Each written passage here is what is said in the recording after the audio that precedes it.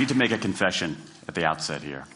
A little over 20 years ago, I did something that I regret, something that I'm not particularly proud of, something that in many ways I wish no one would ever know, but that here I feel kind of obliged to reveal. In the late 1980s, in a moment of youthful indiscretion, I went to law school. Now,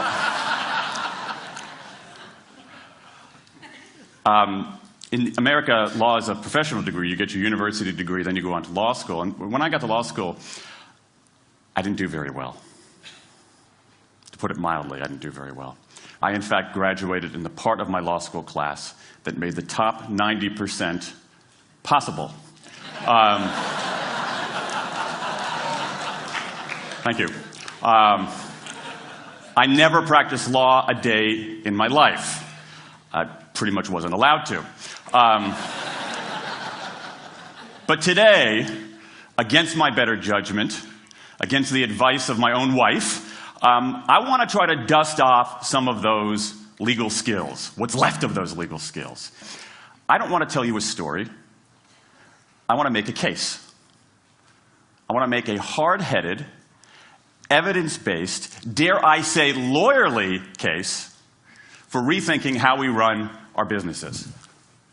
So, ladies and gentlemen of the jury, take a look at this. This is called the candle problem. Some of you might have seen this before. It was created in 1945 by a psychologist named Carl Duncker. Carl Duncker created this experiment that's used in a whole variety of experiments in behavioral science. And here's how it works. Suppose I'm the experimenter. I bring you into a room. I give you a candle, some thumbtacks, and some matches. And I say to you, your job is to attach the candle to the wall so the wax doesn't drip onto the table. Now, what would you do? Many people begin trying to thumbtack the candle to the wall. Doesn't work. Some people, and I saw somebody kind of make the motion over here, some people have a great idea where they light the match, melt the side of the candle, try to adhere it to the wall. It's an awesome idea. Doesn't work. And eventually, after 5 or 10 minutes, most people figure out the solution, which you can see here. The key is to overcome what's called functional fixedness. You look at that box and you see it only as a receptacle for the tacks, but it can also have this other function as a platform for the candle. The candle problem. Now, I want to tell you about an experiment using the candle problem done by a scientist named Sam Glucksberg, who's now at Princeton University in the US. This shows the power of incentives. Here's what he did. He gathered his participants and he said, I'm going to time you how quickly you can solve this problem. To one group, he said, I'm going to time you to establish norms, averages, for how long it typically takes someone to solve this sort of problem. To the second group, he offered rewards. He said, if you're in the top 25% of the fastest times, you get $5. If you're the fastest of everyone we're testing here today, you get $20. Okay, now this is several years ago, adjusted for inflation. It's a decent sum of money for a few minutes of work. Okay, it's a nice motivator. Question, how much faster did this group solve the problem? Answer, it took them on average 3.5 minutes longer. 3.5 minutes longer. Now this makes no sense, right? I mean, I'm an American, I believe in free markets, that's not how it's supposed to work, right? If you want people to perform better, you reward them, right? Bonuses, commissions, their own reality show, incentivize them. That's how business works. But that's not happening here. You've got an incentive designed to sharpen thinking and accelerate creativity, and it does just the opposite. It dulls thinking and blocks creativity. And what's interesting about this experiment is that it's not an aberration. This has been replicated over and over and over again for nearly 40 years. These contingent motivators. If you do this, then you get that. Work in some circumstances, but for a lot of tasks, they actually either don't work or often they do harm. This is one of the most robust findings in social science and also one of the most ignored. I spent the last couple of years looking at the science of human motivation, particularly the dynamics of extrinsic motivators and intrinsic motivators. And I'm telling you, it's not even close. If you look at the science, there is a mismatch between what science knows and what business does. And what's alarming here is that our business operating system, think of the set of assumptions and protocols beneath our businesses, how we motivate people, how we apply our human resources. It's built entirely around these extrinsic motivators, around carrots and sticks. That's actually fine for many kinds of 20th century tasks. But for 21st century tasks, that mechanistic reward and punishment approach doesn't work, often doesn't work, and often does harm. Let me show you what I mean. So Glucksberg did another experiment similar to this, where he presented the problem in a slightly different way, like this up here. Okay? Attach the candle to the wall so the wax doesn't drip onto the table. Same deal. You were timing for norms. You were incentivizing. What happened this time? This time, the incentivized group kicked the other group's butt. Why? Because when the tasks are out of the box, it's pretty easy, isn't it? If-then rewards work really well for those sorts of tasks, where there's a simple set of rules and a clear destination to go to. Rewards, by their very nature, narrow our focus, concentrate the mind. That's why they work in so many cases. And so for tasks like this, a narrowed focus where you just see the goal right there, zoom straight ahead to it, they work really well. But for the real candle problem, you don't want to be looking like this. The solution's not over here. The solution's on the periphery. You want to be looking around. That reward actually narrows our focus and restricts our possibility. Let me tell you why this is so important. In Western Europe, in many parts of Asia, in North America, in Australia, white-collar workers are doing less of this kind of work and more of this kind of work. That routine, rule-based, left-brain work, certain kinds of accounting, certain kinds of financial analysis, certain kinds of computer programming, has become fairly easy to outsource, fairly easy to automate. Software can do it faster. Low-cost providers around the world can do it cheaper. So what really matters are the more right-brain, creative, conceptual kinds of abilities. Think about your own work. Think about your own work. Are the problems that you face, or even the problems we've been talking about here, are those kinds of problems, do they have a clear set of rules and a single solution? No. The rules are mystifying. The solution, if it exists at all, is surprising and non-obvious. Everybody in this room is dealing with their own version of the candle problem. And for candle problems of any kind, in any field, those if-then rewards, the things around which we've built so many of our businesses, don't work. Now, I mean, it makes me crazy. And this is not, here's the thing, this is not a feeling. Okay? I'm a lawyer. I don't believe in feelings. This is not a philosophy. I'm an American. I don't believe in philosophy. This is a fact. Or as we say in my hometown of Washington, D.C., a true fact. Let me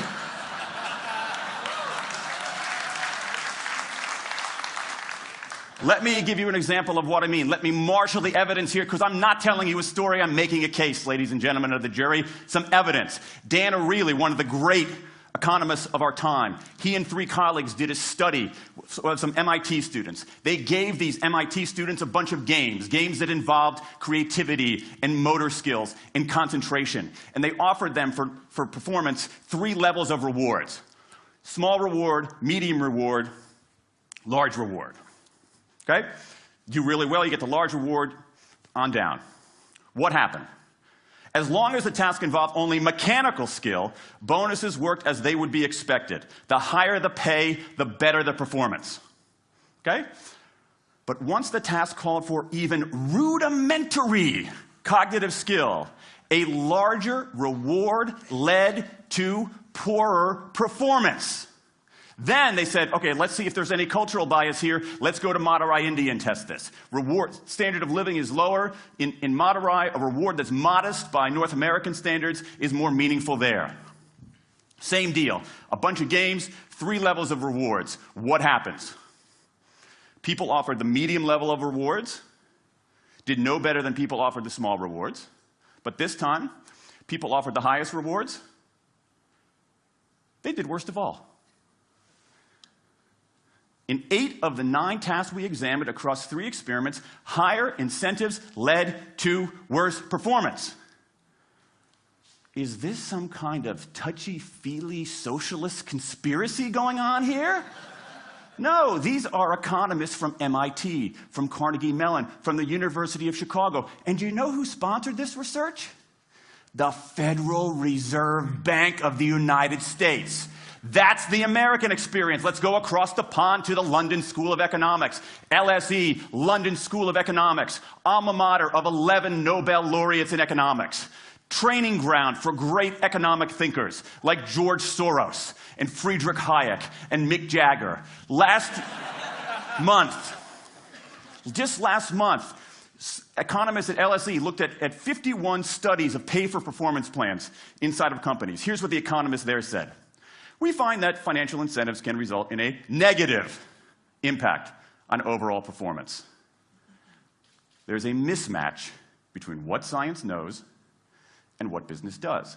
And what worries me as we stand here in the rubble of the economic collapse is that too many organizations are making their decisions, their policies about talent and people, based on assumptions that are outdated, unexamined, and rooted more in folklore than in science. And if we really want to get out of this economic mess, and if we really want high performance on those definitional tasks of the 21st century, the solution is not to do more of the wrong things, to entice people with a sweeter carrot or threaten them with a sharper stick. We need a whole new approach. The good news about all this is that the scientists who've been studying motivation have given us this new approach. It's an approach built much more around intrinsic motivation, around the desire to do things because they matter, because we like it, because they're interesting, because they're part of something important. And to my mind, that new operating system for our businesses revolves around 3 elements: autonomy, mastery, and purpose.